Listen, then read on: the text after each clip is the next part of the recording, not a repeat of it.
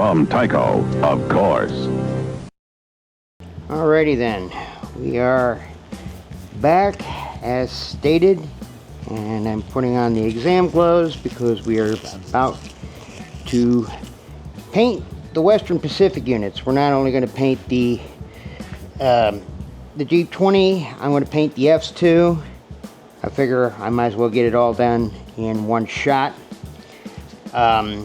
We discussed in my last episode that I'm going to be using the Badger Model Flex, and like I said, I've never tried this stuff before. This is how I've got my airbrushing set up. A lot of people like to use paint booths, and that's great, or you can use a well ventilated room. I've just got this cheap little Lazy Susan here, which is going to, oh, that's a boo-boo. Well, I'll fix that probably when I separated the frame. So I'll fix this real quick, and then we'll go ahead and we'll paint. So like I said, I've got the Model Flex. I've got my mixer. I've got my missing piece. I've got my little mixer, so we're going to mix this up. And anytime I try a new paint, before I thin it out or anything like that, I usually try and use it directly out of the bottle to see how it comes out. And usually that just works out fine if I've got it mixed up correctly. So yeah, we're going to go ahead with that, and let's talk real quick about the airbrush. Okay, I got an Iwata Neo Air, and as you can see, I use it a lot. One of the most important things you need to do, especially between paintings, is make sure everything's clean and serviceable. So usually when I'm done, I've got a special jar for airbrush cleaning, and I just run some MEK through that, and then I take everything apart, and then when I'm done, I just go ahead and I clean it up. Now, some of the tools that I use for airbrush cleaning are these little wire brushes that I got from Micromark, and this is a tip tool, so I can take the tip off and clean that. So let me fix up a couple of problems real quick, then get the paint mixed, and we'll be ready to go. Okay, that's fixed. Paint's ready. Paint has been mixed, and that's how it's coming out.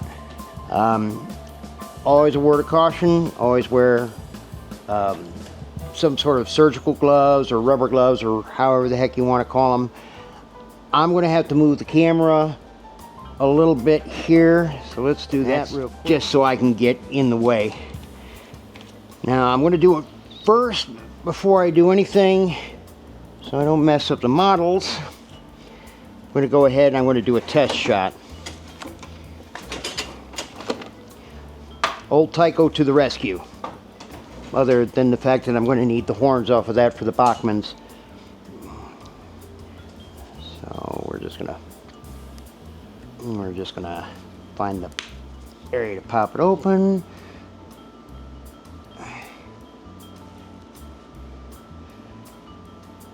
Oh, wow. Okay. Now the Neo Air compressor has 3 settings. That's medium, that's high, that's low. Medium's the default.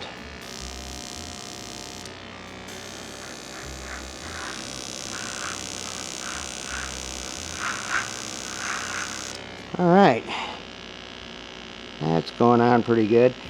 This might become another dummy unit, so we're going to be fine with that. So let's get 2004 started.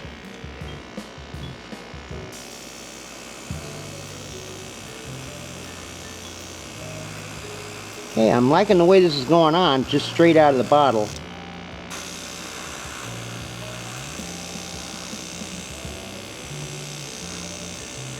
You want to keep your airbrush maybe about 2 to 3 inches away from the model so you don't get any run.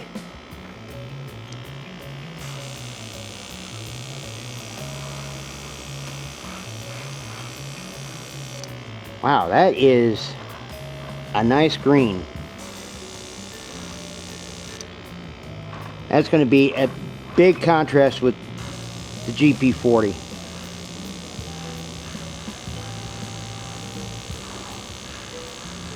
Now, as you can see, the Lazy Susan here is a really good way of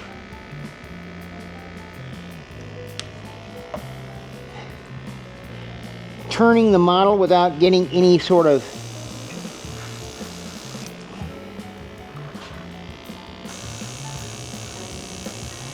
fingerprints, marks, or runs or anything like that on there. You can get these from Amazon for maybe 10 bucks.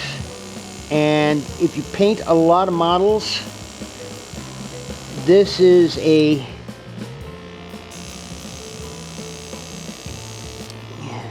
game changer.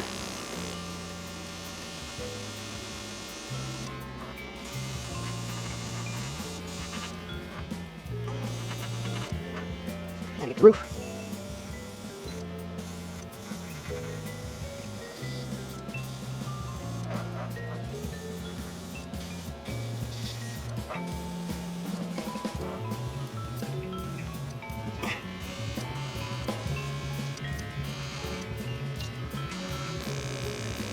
Okay. I think we got a little stoppage here.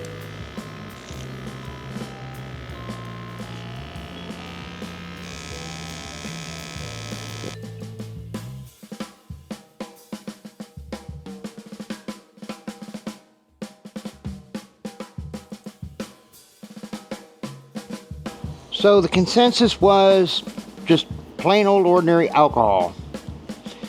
So we're going to go ahead, we're going to put some more of the Model Flex in here. We're going to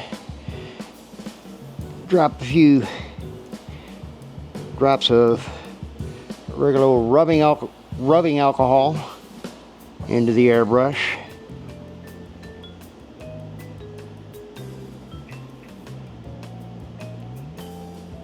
I'm going to go with 6 drops for a start. And then I'm going to mix it up as soon as I figure out where I put my pipettes. Because remember, in one of my previous videos when I did any sort of mixing, I always used one for paint, one for thinner. Oh, that's going to leave a mark.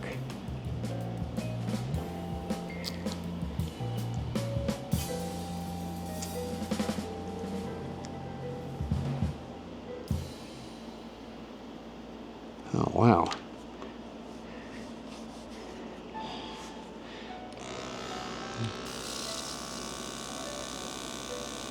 There we go.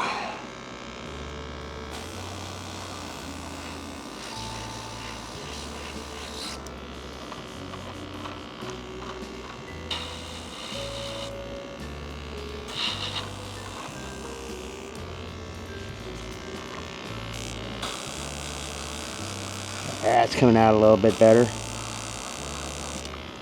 Well, I tell you, this Perlman green is pretty bright as opposed to the postcard. This looks a little bit darker. There was a time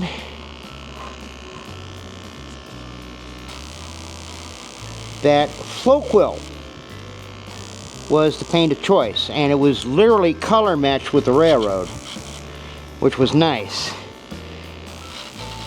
And of course Floquil got bought out, they got changed over to Testors. It wasn't a pretty thing, because I think from then the paint's just kind of gone to crap. Okay, we're going to put this to the side, and we're going to start with the reds.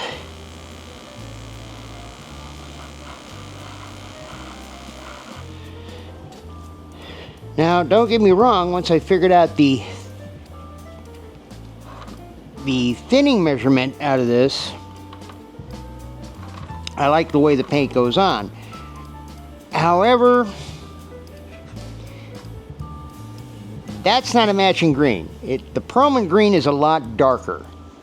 I'm going to let these dry for a day, and I'm going to see if I can find a paint that matches a little bit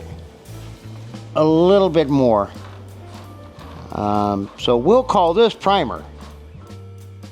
Okay, so we're doing a tale of two greens here. The Badger, which is 2 green, and then I switched over. I went with the old tried and true method of using the rattle can, which is Rust-Oleum Painter's Touch Hunt Club Green, which the Hunt Club Green, in my opinion, is a lot closer to the Perlman green, as you can see here in this picture. So that's what I'm going to use for it. This was the test unit, and now that I kind of look at the test unit, this might become a second dummy. So I might have the 3 out of the Fab 4. Just a quick note, when the last 4 F units were being used for the Western Pacific, 3 of them were painted in this green, or this ish green. And now that I painted it, it doesn't look too bad. So it's going to become another unit. I just got to fix some steps on it and put an Athearn frame and a speaker under there.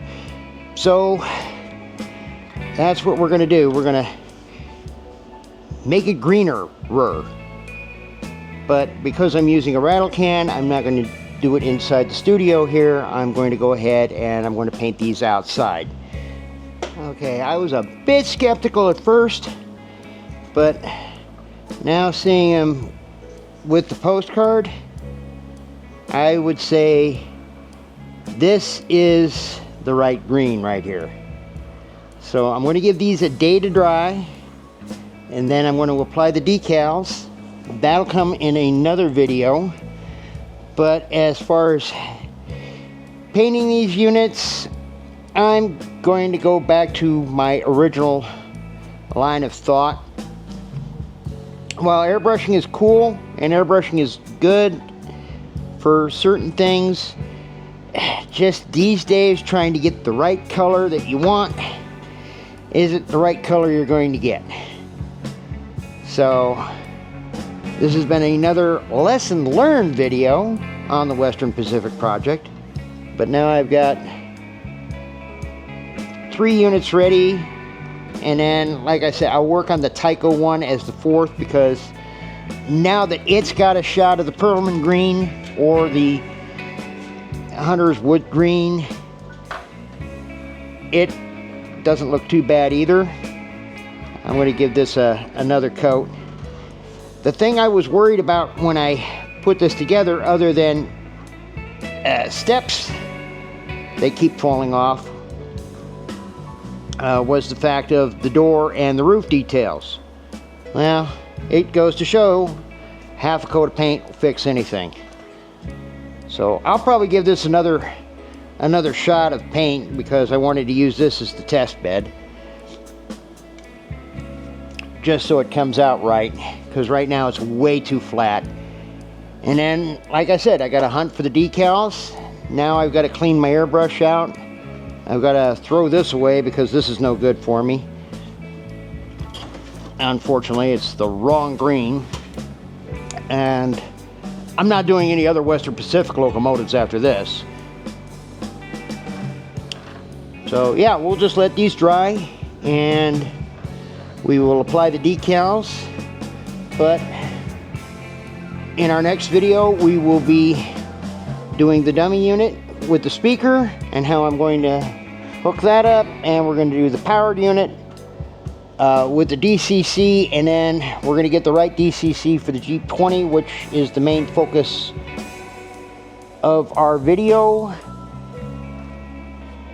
And yeah, it's turning out real good. I was skeptical for a minute there when I applied the green. I went, oh crap, this green is too dark. But with the postcard as the reference, it looks like I'm doing good at the moment. So, yep, next will be decals.